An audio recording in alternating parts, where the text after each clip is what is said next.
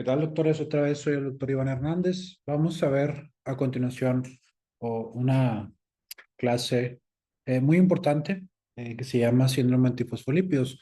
Es una enfermedad autoinmune, quizá un poquito diferente a la que hemos visto hasta ahorita, porque nos hemos basado mucho en inflamación, en destrucción, en dolor, en cosas de ese estilo. Y este síndrome se sale un poquito de esa regla, ligeramente, porque es más bien una predisposición a tener trombosis. Entonces, si bien hay varios detalles importantes, creo que es bastante bueno que sepamos las diferencias de este tipo de síndrome antifosfolípido. Estos son los puntos que vamos a tocar durante la presentación, la definición, la epidemiología, todo eso, pequeños datos del tratamiento, los criterios diagnósticos antiguos y los nuevos. Muy bien, a manera de introducción, eh, el síndrome antifosfolípido es una enfermedad sistémica autoinmune caracterizada por tres puntos importantes. Primero es trombosis, ya sea trombosis arterial o venosa, morbilidad muy importante durante el embarazo, principalmente son las pérdidas fetales recurrentes y por la presencia de anticuerpos antifosfolípidos. Es la causa más común de trombofilia adquirida. Esto es importante porque obviamente cuando estamos viendo, por ejemplo, temas de hematología y cosas así, casi nunca se pregunta SAF, pero de manera general es la causa más común de trombofilia. Lo característico es lo que les comentaba de las pérdidas recurrentes durante el embarazo, pero también es importante que sepan que puede ser cualquier órgano afectado. O sea, puede haber trombosis arterial en el cerebro, puede haber trombosis de miembros inferiores, tromboembolia pulmonar, en cualquier área del cuerpo puede haber trombosis. Y estos son los tres principales anticuerpos del síndrome antifosfolípidos: el anticoagulante lúpico, los anticuerpos anticardiolipinas y la beta-glucoproteína 1. Esto también es importante porque cuando vimos el lupus eritematoso sistémico, es claro también que hay algo de asociación. E incluso estos anticuerpos pueden presentarse en lupus sin tener trombosis. Sí te aumenta el riesgo, pero está muy relacionado al lupus el síndrome antifosfolípidos. También otras enfermedades reumáticas como artritis reumatoide, algunas vasculitis te pueden dar también estos anticuerpos positivos, o puede ser completamente una enfermedad sola. Entonces aquí tenemos que el síndrome antifosfolípidos puede ser primario cuando es una sola enfermedad o puede ser secundario a otra enfermedad autoinmune, principalmente lupus, que es lo que les comentaba, pero puede ser cualquier enfermedad autoinmune. Ahora, en cuanto a la epidemiología, la prevalencia en general es de 1 a 5% de anticuerpos. Tener anticuerpos positivos, solamente 1 a 5% de la población lo presenta. Pero de esos mismos, no todos van a desarrollar el síndrome. Entonces, es lo que hemos visto en varias enfermedades reumáticas, que tener los anticuerpos no es necesariamente indicativo de que vas a tener el síndrome. Sin embargo, sí te aumenta el riesgo de trombosis, y aquí es donde empezamos a ver casos, por ejemplo, una persona con lupus que ya tiene los anticuerpos, nunca ha tenido trombosis. Pues bueno, puede que a lo mejor no se ha desarrollado todavía la trombosis, pero se va a desarrollar. Aquí es donde debemos de considerar iniciar anticoagulación o por lo menos antiagregación plaquetaria, pero bueno, eso ya son puntos muy, muy específicos de enfermedades. Se estima que la incidencia es alrededor de 5 casos de cada 100,000 personas por año y una prevalencia de 40 a 50. Usualmente da en mujeres entre 30 y 40 años, muy parecido, o bueno, más bien en el medio, porque acuérdense que el lupus son los veintitantos, la artritis en los 40 y esta es entre 30 y 40 años. Casi todas, como le digo, son mujeres y cualquier género puede ser afectado. Desafortunadamente en México no tenemos mucha información acerca de esta enfermedad. Eh, Hay algunos artículos, principalmente de la Ciudad de México, donde la edad promedio es de 29 años. La gran mayoría son mujeres y el 40% son SAF primario. Entonces, son datos pequeños pero importantes para saber dónde estamos ubicados en nuestro país y qué podemos esperar de ver en nuestros pacientes. Ahora, como les dije, los anticuerpos pueden estar presentes en muchas enfermedades, obviamente más enfocado en lo autoinmune, pero de las mujeres embarazadas con cualquier tipo de morbilidad, el 6% tiene anticuerpos antifosfolípidos. Anticuerpos, no síndrome, anticuerpos nada más. En mujeres con pérdidas fetales es un 9%, en retraso de crecimiento intrauterino 9,5%, preeclampsia 4%, eclampsia 16% tienen estos anticuerpos y el síndrome de HELP 3%. Entonces no es nada más pérdidas fetales, que suelen ser en el primer trimestre. Si logras que la paciente se embarace y avance su embarazo, eh, después del primer trimestre, nos empezamos a encontrar todas estas complicaciones. Y eso es en las embarazadas, en las mujeres que tienen embarazo. Pero otras patologías como EBCs, 13.5% de las personas que tienen un infarto vascular cerebral tienen anticuerpos antifosfolípidos. 11% de personas con infarto al miocardio tienen anticuerpos antifosfolípidos. Y 9.5% de todas las personas con trombosis venosa profunda tienen anticuerpos antifosfolípidos. Entonces, obviamente no vas a sospechar, no es lo primero que vas a pensar. Si llega una persona de 70 años con antecedente de hipertensión, diabetes, mal controlado, o sin buen control, etcétera, y tiene una embolia o un infarto, no vas a pensar que tiene síndrome antifosfolípidos, vas a pensar que son los factores de riesgo cardiovascular claros. Pero en los casos de, oye, es un joven de 40, es una mujer de 40 años que se infarta, que trae una embolia, tienes que descartar. O, por ejemplo, la trombosis venosa profunda, una persona que tiene cáncer, que está postrado, que está postoperado, pues tiene factores de riesgo para trombosarse. En cambio, si es una persona joven que de repente se trombosó, es donde debes de sospechar esta enfermedad. La etiología, pues como sabemos, es una enfermedad autoinmune, pero no conocemos la etiología precisa del síndrome antifosfolípidos, como todas las enfermedades autoinmunes. Sabemos que en personas susceptibles genéticamente, un estímulo puede desencadenar toda la respuesta inflamatoria. Hemos visto algunos genes como el HLA, DR4, DR7, TRW53, donde hay mayor predisposición a desarrollar esta enfermedad. Y, por ejemplo, los alelos HLA DR2, 3 y DRW52 lo tienen las personas con lupus y no lo tienen las personas con SAF. Entonces, realmente es difícil poderlo relacionar tan directamente como con artritis o como con otras enfermedades como la espondiloartritis con un solo gen. Y como sabemos, el STAT4 y PTPN22, como en casi todas las enfermedades reumáticas, pueden estar afectados. Lo que sí hemos visto muy frecuentemente es que se ha asociado a infecciones virales como la hepatitis C y el virus de la inmunodeficiencia humana, así como, bueno, esto lo presenta hasta el 55% de las personas. El parvovirus B19, otro incluso que puede confundirse con artritis reumatoide, también se ha asociado que hay anticuerpos, pero que no se producen eventos trombóticos y suelen ser anticuerpos transitorios. Y otras infecciones como Coxiella, Mycoplasma pneumoniae, Streptococcus o tuberculosis se asocian con episodios de trombosis hasta en 36-35%. ¿Cuál es la fisiopatología de la enfermedad? Tenemos la teoría del two hit, de los dos golpes. El primer hit se supone que es la afectación del endotelio, una lesión. Y el segundo hit es la formación del trombo. Entonces tiene que pasar algo que lesione el endotelio, que exponga las células y ahí se produzca de segunda manera la trombosis. Eh, los anticuerpos antifosfolípidos no solamente nos ayudan a diagnosticar la enfermedad, sino que tienen un rol directo en la formación de estos eventos trombóticos, específicamente los anticuerpos antibeta glicoproteína 1. Estos están dirigidos contra el dominio 1 de la molécula pues, beta 2, que es parte de la mediación de la coagulación. Entonces aquí tenemos algo muy claro y muy bonito. Primero está la lesión del endotelio. Creo que aquí mi cabeza está estorbando en esta imagen.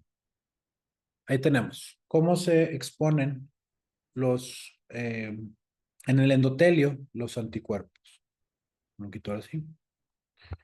Posteriormente, esa exposición y esa unión de anticuerpos empieza a activar la cascada inflamatoria con neutrófilos, con macrófagos, todo eso, que propensían la producción de más anticuerpos y la trombosis. Obviamente a través de la afectación o la activación del complemento, se producen más coagulación y empieza a hacerse el trombo más grande hasta que tenemos el cuadro clínico típico. Entonces, el primer hit es la producción de anticuerpos que se fijan a la membrana endotelial. El segundo hit es ya la activación del complemento y de toda la inflamación que va a producir el trombo.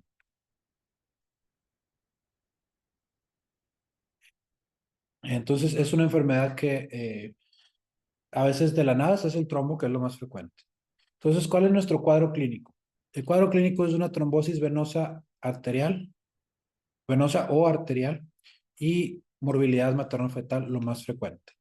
Lo clásico es la trombosis. Si tienes una persona con trombosis venosa profunda, con pérdidas fetales, con un tromboembolismo pulmonar, uno de los diagnósticos diferenciales siempre es síndrome antifosfolípido.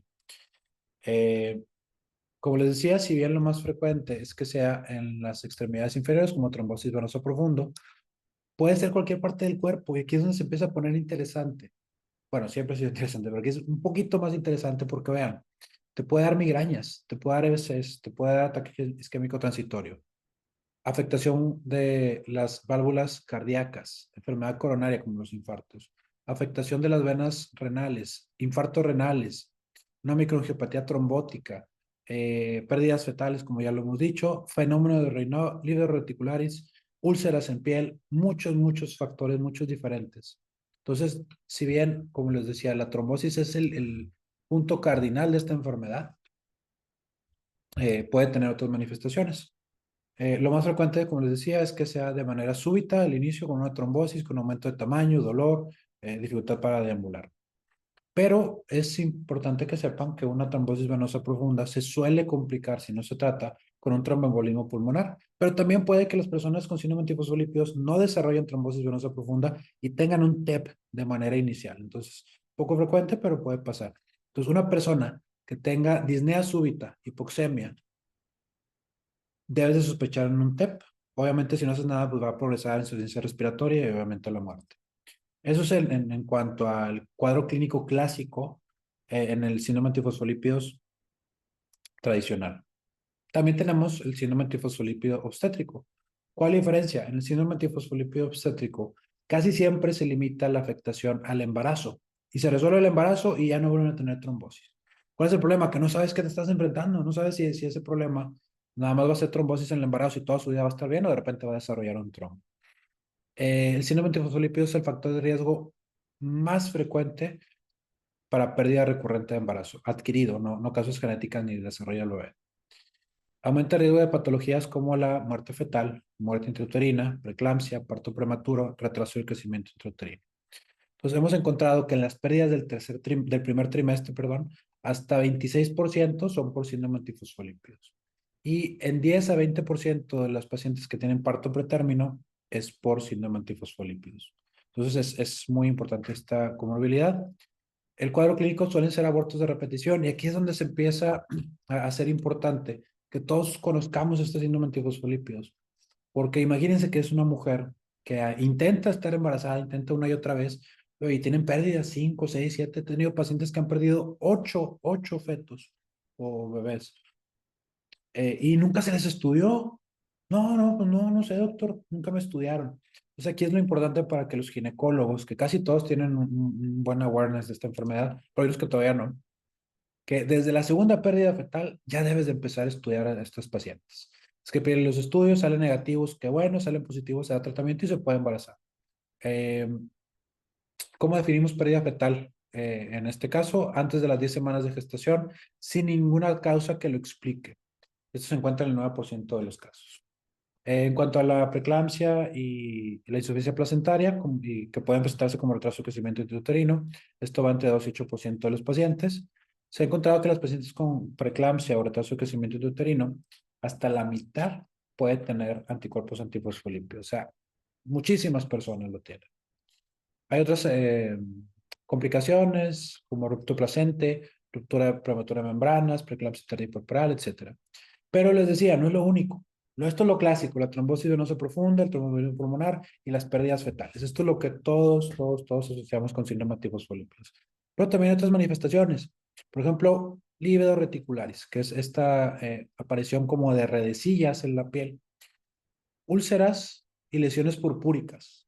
Úlceras, como los vemos aquí, muy claras en las extremidades inferiores, y son cuadros que a veces no se asocian como síndrome antifosfolípidos, pero sí lo son. Entonces necesitan, y tienes pacientes con este tipo de úlceras que están en curaciones y antibióticos y curaciones y antibióticos y le hacen un poquito de esteroide, un poquito de plaquenil o anticoagulas y se quita el problema. Entonces es importante que se sospeche en este caso. Obviamente manifestaciones más graves como infartos cerebrales, que también se considera que hay datos de isquemia cerebral silencioso. No es un EBC clásico, sino que podemos empezar a ver crisis convulsivas, datos de disfunción cognitiva o demencia multiinfarto. Y puede ser todo esto por síndrome antifosfolípidos. Y ya en cuanto a manifestaciones hematológicas, lo más frecuente es que veamos pacientes con trombocitopenia, casi la mitad de las personas puede presentarla. Son rangos no graves, que eso también es muy importante resaltar. No trombocitopenia de 50, de 70, no suelen ser trombocitopenias profundas. Eh, y podemos clasificar también como un síndrome antifosfolípidos hematológico cuando hay la presencia de anticuerpos y algunas citopenias. La ventaja es que también un riesgo es de que, oye, sabes que tiene trombosis, pero no tiene plaquetas bajas, lo anticoagulo y se va a desangrar. Pues no, porque afortunadamente, a pesar de que hay trombocitopenia, no hay datos de aumento de sangrados en este grupo de pacientes. Entonces es importante. Obviamente hay que considerar muchas cosas, pero no es necesariamente algo que nos deba de preocupar de más. También puede haber anemia hemolítica, 10 a 20% con CUMS directo positivo. Y puede haber síndrome de Evans, que es la anemia hemolítica más la trombocitopenia. Puede ser raro porque sea por SAF, pero también es algo que debes de considerar. Ahora, ya tienes el cuadro clínico, tienes pacientes con trombosis, con úlceras, con pérdidas fetales recurrentes. ¿Qué estudios se van a solicitar? Algo importante del síndrome antifosfolípidos es que algunas infecciones, como lo comentamos al principio, principalmente virales, pueden producir los anticuerpos, pero eventualmente se van a negativizar porque son reactivos a la infección. Entonces es importante que se repitan los anticuerpos. Pues sospechas el cuadro clínico, solicita los anticuerpos, salen positivos, empieza la anticoagulación, pero en 12 semanas, en 3 meses, lo repites. ¿Para qué? Para estar seguros de que tu diagnóstico es certero y de que esa anticoagulación va a ser para siempre, porque ese es un punto muy importante que lo voy a tocar al momento de decir el tratamiento. La anticoagulación por síndrome antifosfolípidos es para siempre. No es un día, no son dos, es toda la vida. En cambio, si no es síndrome antifosfolípidos, dependiendo del cuadro, la anticoagulación puede ser 6 meses, puede ser un año o a lo mejor menos tiempo. Entonces es importante que sepan eso. Confirmar, tienes que repetir los anticuerpos en 12 semanas. Eh, de preferencia, los anticardiolipinas y las beta-glucoproteína se pueden solicitar durante la anticoagulación porque son anticuerpos. Sin embargo, el anticoagulante lúpico es un estudio de coagulación. Entonces, si das heparina o das warfarina, puede que se haga positivo ese estudio sin serlo. Entonces, es importante que desde el inicio, desde que estás sospechando, antes de iniciar la anticoagulación, solicite los anticuerpos o por lo menos el anticoagulante lúpico. También es importante que las personas con SAF pueden tener anticuerpos antinucleares positivos sin ser lupus. Y esto es bien importante porque luego vienen con un SAF, con una trombosis, le piden ANA, salen positivos, no, tú tienes lupus y empiezan inmunosupresión. Y no era necesario eso. Entonces, el SAF puede tener ANAs positivos sin ser lupus. Ahora, esos son los anticuerpos más frecuentes. Eso es lo que encontramos de día a día y lo que está más descrito en la literatura. Sin embargo, hay otra gran cantidad de anticuerpos que se pueden solicitar, que también están asociados a trombosis. Bueno, ya dijimos las antibatolicoproteínas, anticardiolipinas y el anticoagulante lúpico, pero en cuanto a IgG e IgM, pero los IgA también pueden estar presentes, antiprotombina y específicamente antifosfatidilcerina protombina, a ese complejo, y antifosfatidil etanolamida. Esos estudios pueden estar positivos y a pesar de que no están incluidos en los criterios, pueden darnos datos de trombosis. Esto lo conocemos como panel extendido de síndrome antifosfolípidos. No es para todas las personas, obviamente, no es para que lo empiecen a solicitar. Ah, el doctor de Roma me dijo que panel extendido vamos a pedirle a todos. No, porque no están disponibles de manera comercial. Nosotros aquí en el servicio de reumatología los hacemos en conjunto con el servicio de hematología, pero no es para todas las personas. Es ahorita todavía datos de investigación, pero sí nos puede ayudar, en especial en mujeres que tenemos la sospecha muy alta y salen los estudios iniciales negativos, ahí es donde puedes detectarlo, pero no es para todos, pero vale la pena que sepan que hay más anticuerpos que pueden dar síndrome antifosfolípido. En cuanto a los estudios generales, pues le vas a pedir una biometría hemática para ver que no hay anemia, trombocitopenia, ver cómo están los tiempos de coagulación, y esto es importante también, ya lo vieron en hemato. Pero en los pacientes que tienen anticoagulante lúpico, el tiempo de tromboplastina parcial puede estar prolongado y no se normaliza con plasma. Acuérdense que lo primero de los tiempos de coagulación es corregirlos con plasma. Si corrigen es un problema de algún factor de la coagulación.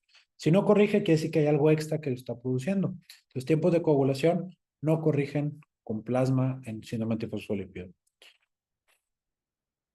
Además, pues obviamente, esos son los estudios de laboratorio. Si estás sospechando que tiene una trombosis hepática, pues pides pruebas de función hepática. Si estás pensando que tiene una trombosis de la arteria renal, pides un estudio de la función renal y complementamos con estudios de imagen. Y esto es muy importante porque tienes que confirmar la presencia de la trombosis. Me ha pasado muchas veces que está aumentado el tamaño de la pierna y dice, ah, tiene una trombosis, lo anticoagulan y porque no pueden el ultrasonido, por X o Y razón, va el ultrasonido y era una celulitis. No, hombre, ¿cómo? Entonces, primero tienes que confirmar que hay un trombo para después poder iniciar la anticoagulación. Esto de preferencia debe hacerse rápido, no debes de esperar tampoco, oye, pues el ultrasonido va a estar en 2 días, pues me espero. No, no, tampoco hay que ser exagerados, pero primero de preferencia confirmar la trombosis y ya después iniciar la anticoagulación, a menos que de plano no vayas a poder hacer el estudio. Para las extremidades inferiores, lo más adecuado sería un ultrasonido de compresión para extremidades inferiores. Resonancia magnética, por ejemplo, estás pensando en un EVC, y un angiotac si estás pensando en un tromboembolismo pulmonar. Y aquí es como se ve un ultrasonido compresión de las extremidades inferiores.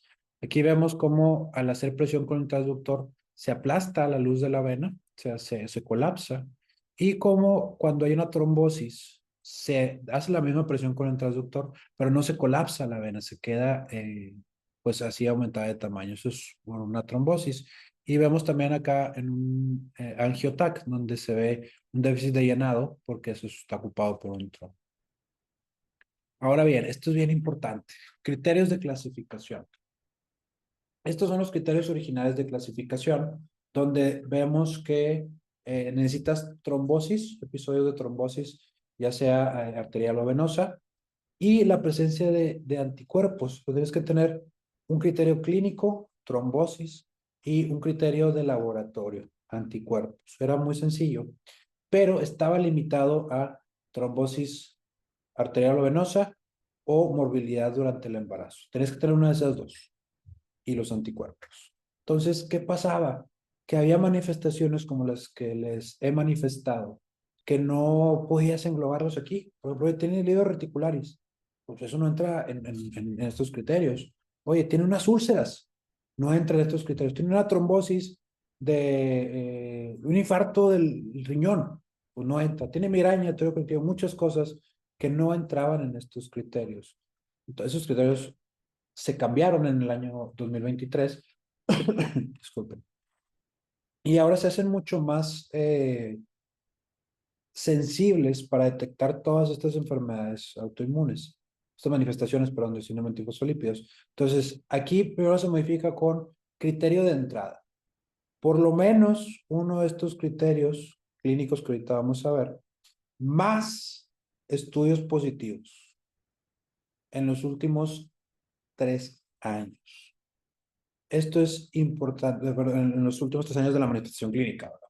No de que, hace 3 años me hizo uno y estaba bien y ahorita ya me dio.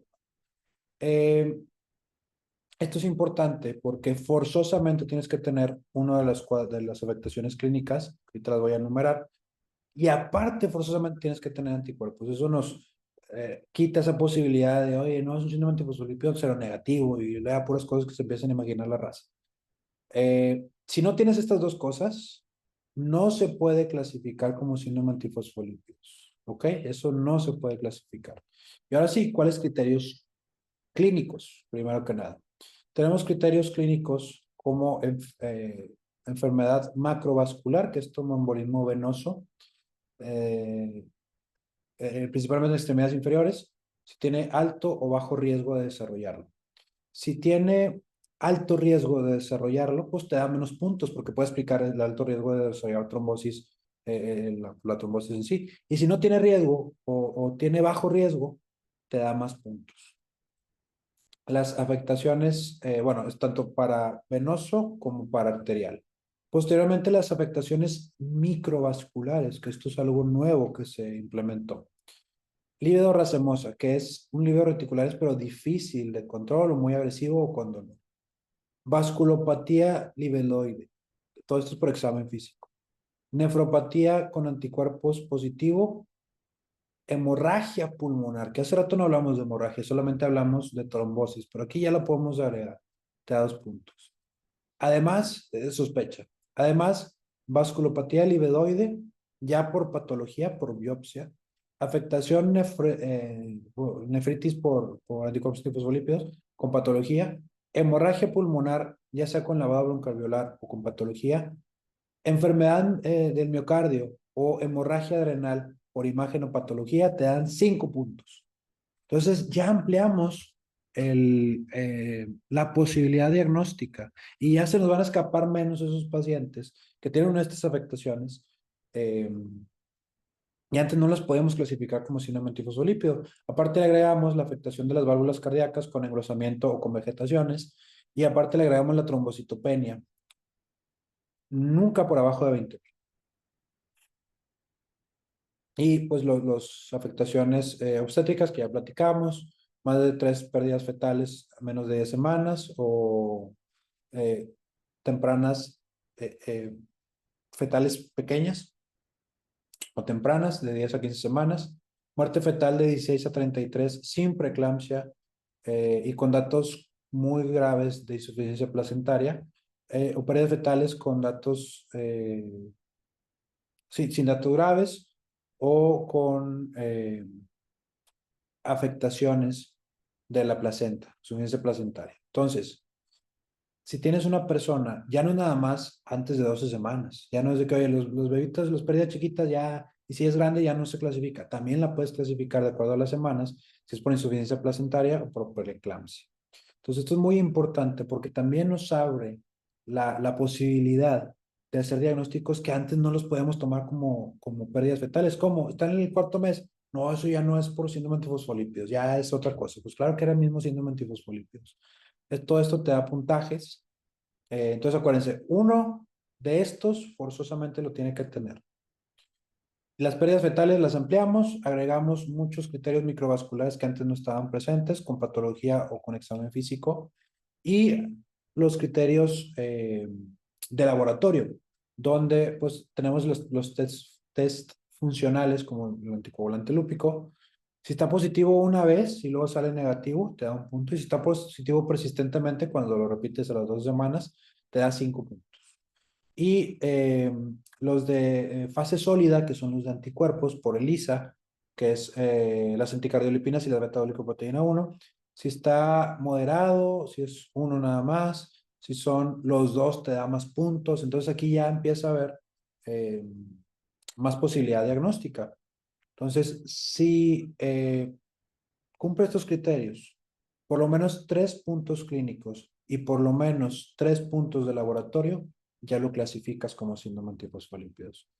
A lo mejor estaba más complejo y te confundí, pero es importante que sepan que ya el diagnóstico es un poquito más amplio y más complejo. Entonces, si te preguntan en tu examen cuáles son los criterios de síndrome antifosfolípidos, y yo te lo pregunto, vas a poner los de 2023, ya no los antiguos. 2023 son los criterios adecuados para hacer el diagnóstico. No quiero que te lo aprendas así a profundidad, todas las manifestaciones, todo, cuánto sí, cuántas semanas y cuánto no. Pero sí quiero que sepas que hay muchas manifestaciones, no nada más la trombosis, que pueden clasificarse para hacer el diagnóstico de síndrome antifosfolípidos. Ahora, brevemente, el tratamiento. ¿Cómo trata el síndrome antifosfolípidos? Anticoagulando, no hay otra. Tienes que anticoagular a estos pacientes. ¿Y con qué? Porque luego hay como 15,000 cosas que usas para anticoagular, apixaban, rivaroxaban, muchas cosas. Warfarina. Warfarina es el medicamento de elección para anticoagular a las personas con síndrome antifosfolípidos. ¿Por qué?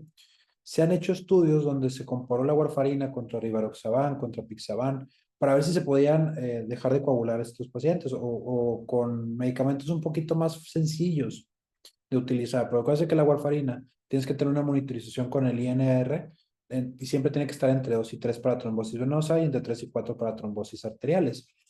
Eh, Sin embargo, pues es estarla tomando, estarle pidiendo estudios, estar midiendo y reajustando. Oye, que si comió muchas cosas verdes, que no le está absorbiendo bien, que si le dio un medicamento, puede que haya interacción. Entonces, sí es algo complejo el uso de la warfarina. Entonces, ¿qué hacemos? ¿Qué hacemos? Se hizo, bueno, ¿qué hicieron? Se trató de comparar la warfarina contra los anticoagulantes orales, los inhibidores orales, porque son más cómodos. Se lo das y no tienes que estar monitorizando, sabes que está bien anticoagulado. Pero salió que no es igual. Salió que las personas con anticoagulantes orales se trombosan más que con warfarina. De hecho, los estudios los tuvieron que parar en seco porque estaban desangrando a los pacientes. Entonces, para anticoagular síndrome antifosfolípidos es con warfarina. Si no es síndrome antifosfolípidos, si es una trombosis idiopática, hazle lo que quiera. Cualquier anticoagulante está bien, pero cuando es síndrome antifosfolípidos, warfarina. Oye, doctor, pero es que la warfarina ahí dice que está prohibida en el embarazo. Completamente de acuerdo. Las mujeres embarazadas deben de recibir heparina de bajo peso molecular. Entonces, personas no embarazadas, mujeres u hombres con síndrome antifosfolípido, warfarina. La paciente se quiere embarazar, la paciente se diagnostica durante el embarazo, se debe de utilizar heparina de bajo peso molecular. Lo que les comentaba de los inhibidores orales. Ahora, en manifestaciones especiales, por ejemplo, oye, doctor, es que aparte tiene la úlcera, aparte tiene dolor de articulaciones, aparte tiene fatiga. Pues bueno, puedes utilizar hidroxicloroquina o algunas dosis pequeñas de glucocorticoides. Obviamente esto supervisado por el experto, pero también se puede utilizar. Y en casos muy graves, cuando una enfermedad es muy agresiva, son unas úlceras que no se controlan con nada. Es una trombosis que aparte ha sido un síndrome antifosfolípidos catastrófico. ¿Qué vas a hacer? Puedes dar rituximab o eculizumab, casos muy especiales. Son medicamentos muy agresivos y muy caros. Tenemos poca experiencia realmente con este tipo de complicaciones, porque son muy poquitos pacientes los que hacen esa complicación. ¿Qué es lo que les decía? Síndrome antifosfolípidos catastrófico. ¿Qué es esto? Es cuando tienes un síndrome antifosfolípidos, pero que empieza a desarrollar trombosis en más de 3 órganos en menos de una semana y estás completamente seguro que tiene trombosis y que tiene anticuerpos antifosfolípidos. Por ejemplo, oye, llegó la paciente, se trombosó el pie, la pierna. No, pues bueno, tiene esa. Lo confirman, lo estudias, oye, de repente se complica y se trombosan los pulmones. Caray. Bueno, a lo mejor te faltó anticoagulación. Ya se fue a terapia intensiva porque hizo insuficiencia respiratoria. Oye, le dio un EBC. ¿Cómo? Le dio un infarto. Se está trombosando el riñón. Está con úlceras muy agresivas. Ya son más de 3 órganos en menos de una semana y esto ya se considera como síndrome antifosfolípidos catastrófico y es una altísima mortalidad. Entonces aquí es donde utilizamos los pulsos de glucocorticoides, el rituximab o el eculizumab. Son casos muy, muy selectos, gracias a Dios son muy poco frecuentes, pero también puede pasar. El pronóstico es excelente. Si tú le diagnosticas a esta paciente que se quiere embarazar siendo un antifosfolípido y lo anticoagulas, va a tener a su bebé. Si está trombosado la pierna, el paciente, lo anticoagulas, ahí se va a quedar la trombosis, no le va a hacer más. Entonces, es un excelente pronóstico, obviamente con su monitorización, una sobrevida de 94% a 10 años, excelentísimo.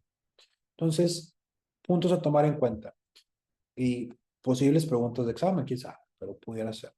Síndrome antifosfolípidos es la trombofilia adquirida más frecuente. Es la principal causa de muerte de pérdidas fetales recurrentes y debes de sospecharlo en personas jóvenes con cuadros trombóticos sin factores de riesgo clásicos. Lo que les decía, si tienes un señor que fuma, toma, no se controla su hipertensión y su diabetes, no vas a sospechar que tiene SAP. Pero si es una mujer joven, 25, 30 años, que de repente se trombosó, búscale SAP. Si es una mujer que ha tenido más de 2 pérdidas fetales, búscale SAP. Si es una persona con un tromboembolismo pulmonar, búscale SAP. El tratamiento es la anticoagulación. Y ante esto, pues es toda mi presentación. Espero que les haya servido, que les haya quedado muy claro. Y nos vemos el día de la clase con la sesión de preguntas y respuestas, los casos clínicos. A mí me gusta que participen. Yo quiero que andemos ahí cotorreando, ver qué ustedes opinan, qué opino yo y vamos a ver cómo nos ve. Muy bien, muchas gracias.